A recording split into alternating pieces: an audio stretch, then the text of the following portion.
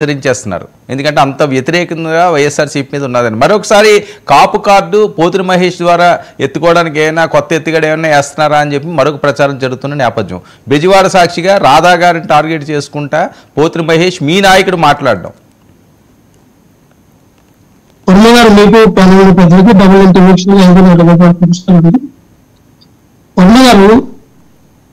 రాయకోట అన్న గారు ఏ పార్టీ అధికార ప్రతినిధి నాకు అర్థం కాదు. ఏ పార్టీకి అధికార ప్రతినిధి చెప్పాలి ఒకసారి? ఎవరు అసలు ఆ పార్టీ ఉందా ఆంధ్రప్రదేశ్ లో? రాయపాటి అరుణ గారు ఏ పార్టీ అధికార ప్రతినిధి? ఆ పార్టీ ఆంధ్రప్రదేశ్ లో ఉందా ఇప్పుడు? అదేంటి ఇప్పుడు ఏదైతే మరి ఆ ఎన్డీఏ కూటమికి అనుకూలమైనటువంటి ఒక మహానాడు అనే పత్రికలో జనసేన పార్టీ బీజేపీ పార్టీలో విలీనం చేశారు, చేసేస్తున్నారు, అయిపోయింది అని రాశారు కదా. అదే అసలు ఆ పార్టీ ఉందా లేదా, ఆ పార్టీకి కూడా అధికార ప్రతినిధా లేదంటే ఏంటో నాకు డౌట్ వచ్చి అడిగాను. ఒకటి చెప్తాను, రాయపాటి అరుణ గారు పార్టీలో జనసేన పార్టీలోకి ఆవిడ ఎప్పుడు వచ్చారు అడగండి ఒకసారి. జనసేన పార్టీలోకి వచ్చి ఆవిడ ఎప్పుడు వచ్చారు? జనసేన పార్టీ పెట్టినప్పటి నుంచి ఆవిడ రాలా.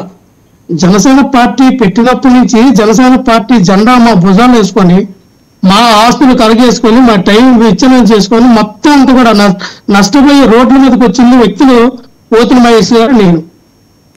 సో మా కష్టం అంతా కూడా దోసేసి మా కష్టం అంతా కూడా తర్వాత మీరు మాట్లాడినప్పుడు నేను డిస్టర్బ్ చేయాల, మీరు వినాలి. మొత్తం కూడా రోడ్డు మీదకి వచ్చేసాము. ఈ రోజున మాట్లాడతారు పోతుని మహేష్ గారి స్థాయి ఏంటనేది. రాధా గారి స్థాయి ఏంటండి?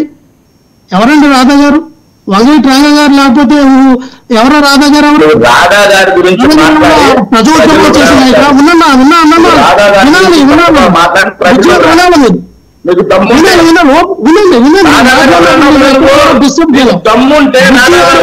చాలా మర్యాద గౌరవం ఇచ్చారు, చాలా మర్యాద గౌరవం ఇచ్చారు.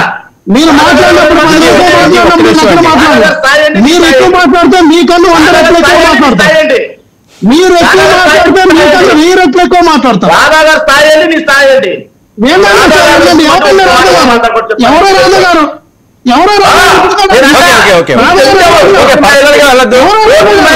గారు